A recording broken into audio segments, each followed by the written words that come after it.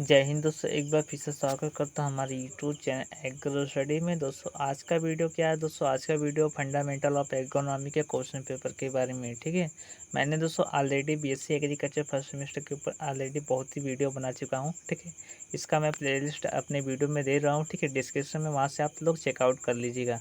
तो दोस्तों वीडियो को बिना देरी किए शुरू करते हैं। अब देख लीजिए, इसमें मैक्सिमम मार्क्स 60 है, परंतु आपका जो मैक्सिमम मार्क रहेगा वो 50 नंबर का ही रहेगा। ठीक है, ये हमारा 2020 का पेपर है, 2020-21 का है।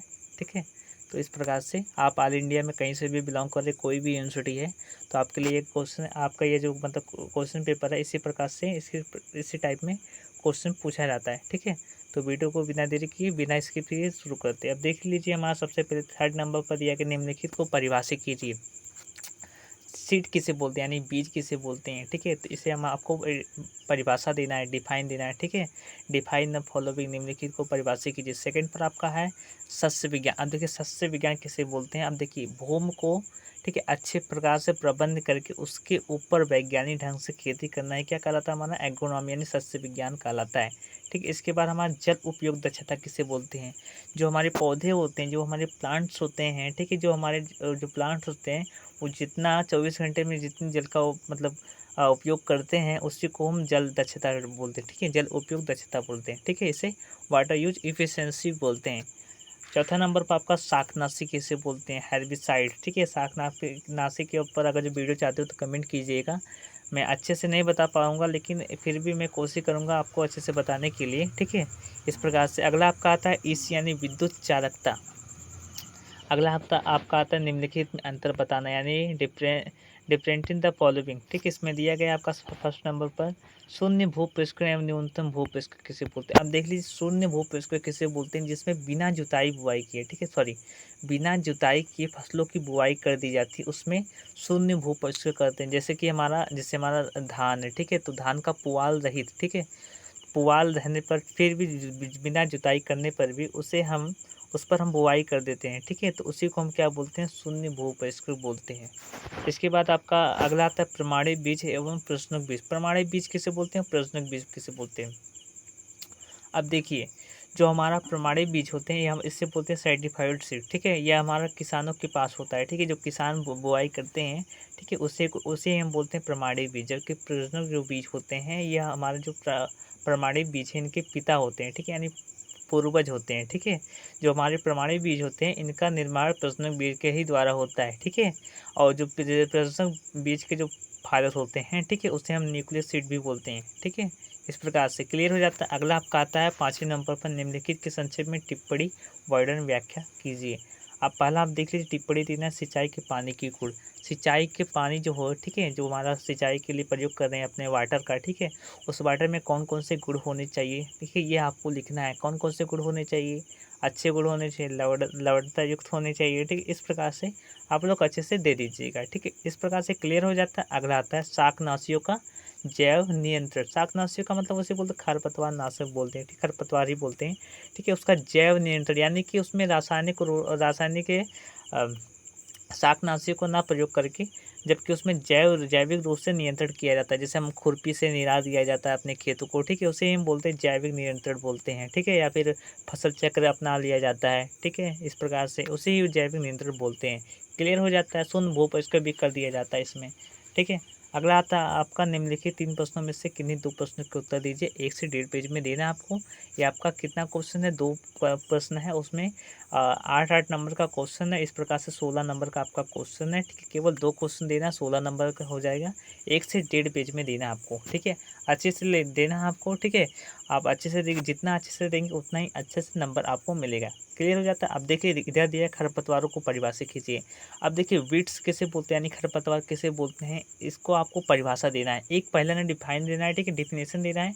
डिफिनेशन देने के बाद उसे क्लासिफिकेशन कर देना है, किसके अनुसार? ऋतुओं के अनुसार, जलवायु के अनुसार। ठीक है, इसके बाद उपयोगिता के आधार पर। ठीक है, इस प्रकार से आप क्लासिफिकेशन कर लीजिएगा। इसके बाद हमारा खरपतवारों के लाभ, कौन कौन से खरपतवार को लायक होते हैं। कुछ खरपतवार होते हैं जो हानि हार्मफुल होते हैं, और कुछ जो होते हैं वो लाभदायक होते हैं। ठीक है, यानी यूजफुल होते हैं। इस प्रकार से आप लोग लाभ लिख लीजिएगा, हानियाँ लिख लीजिएगा। ठीक है, क्या क्या हानियाँ, क्या क्या नहीं हानियाँ हैं। इसके बाद सेकंड पर आपका आता है उर्वरक क्या, व्हाट इज फर्टिलाइजर। ठीक है। इसके बाद आपका दिया कि विभिन्न प्रकार के उर्वरकों को उदाहरण के साथ सूचीबद्ध करें। इससे नाइट्रोजन युक्त उर्वरक में जैसे हमारे यूरिया NH2 आ जाता है। सेकंड पर आपका होता है अमोनियम सल्फेट आ जाता है, ठीक है। अमोनियम नाइट्रेट आ जाता है, इस प्रकार से नाइट्रोजन युक्त में आ जाता है। पोटास में MOP आ जाता है, ठीक है। म्यूरेट ऑफ पोटास आ जाता है, ठीक है।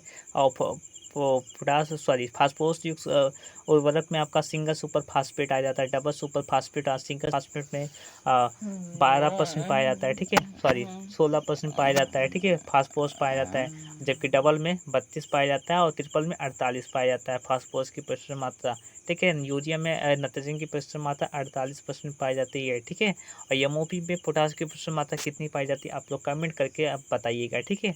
इस प्रकार से अगला आपका था पौधों की वृद्धि एवं विकास की चर्चा कीजिए। वृद्धि किसे बोलते हैं, यानी ग्रोथ किसे बोलते हैं, और डेवलपमेंट किसे बोलते हैं, आपको लिखना है, ठीक है। ग्रोथ किसे बोलते हैं, इसके बाद लेकिन इसके बाद दिया गया है तथा इनको प्रभावित करने वाले कारकों की विवेचना कीजिए। इन पर कौन कौन से जो मतलब कारक होते हैं वो प्रभाव डालते हैं, ठीक है। जैसे जलवायु, ताप, ठीक है, सूर्य का प्रकाश, पानी, वाटर, ठीक है। इस प्रकार से बहुत से कारक होते हैं जो इस पर मतलब प्रभाव डालते हैं पौधों की वृद्धि एवं विकास पर, ठीक है। इस प्रकार से अगला आपका आता है निम्नलिखित 3 प्रश्नों में से किन्हीं 2 के प्रश्न 2 से 3 पेजों में दीजिए, ठीक है। यानी 10-10 नंबर का क्वेश्चन दोस्तों बहुत ही बेहतरीन है, ठीक है। 20 नंबर का आपका क्वेश्चन है, ठीक है। आप लोगों को अच्छे से पढ़ना है। अब इधर दिए विभिन्न प्रकार की सिंचाई देने की विधियों का वर्णन कीजिए। आप लोग पहले ही 12 कक्षा में पढ़ चुके हैं, ठीक है। सिंचाई की कितनी विधियाँ होती है, पूर्ण रूप से 4 विधियों में बांटा गया है। पहला आपका आता है पृष्ठीय सिंचाई के अंतर्गत पृष्ठीय सिंचाई आ जाता है। पृष्ठीय सिंचाई के अंतर्गत बहुत सी विधियाँ आती है, जैसे हमारा क्यारी विधि, ठीक है। इसके बाद चेक बेसिन, ठीक है। इस प्रकार से आपका आता है, बहुत आती है, ठीक है। सीमित बाढ़ की विधि, फुहार मेट्रो, ठीक है। इस प्रकार से बहुत सी विधियाँ आती है, ठीक है। परंतु इसके बाद जो सेकंड आपका आता है वो आधु पृष्ठीय सिंचाई आता है, ठीक है। और थर्ड पर आपका आता है ड्रिप इरिगेशन, आप लोग जानते हैं टपक सिंचाई, ठीक है। और चौथे नंबर पर आपका आता है स्प्रिंकलर मेथड आता है, ठीक है। क्लियर हो जाता है आप लोगों का। सेकंड नंबर पर आपका दिया गया है define problematic soil, enlist their types and discuss their remedial measures, ठीक है। इस प्रकार से आपका दिया गया है, थोड़ा इंग्लिश वीक है। इस प्रकार से दिए गए समस्याग्रस्त मृदा को परिभाषित कीजिए। समस्याग्रस्त किसे बोलते हैं, ठीक है। अब देखिए कोई भी मतलब ऐसा चीज़ है, ठीक है। मृदा को पकड़ लीजिए, ठीक है। मृदा है, उसमें यदि आप मतलब उसमें मृदा की समस्या या फिर मृदा का रंग या फिर मृदा का या ठीक कुछ भी हो, ठीक है।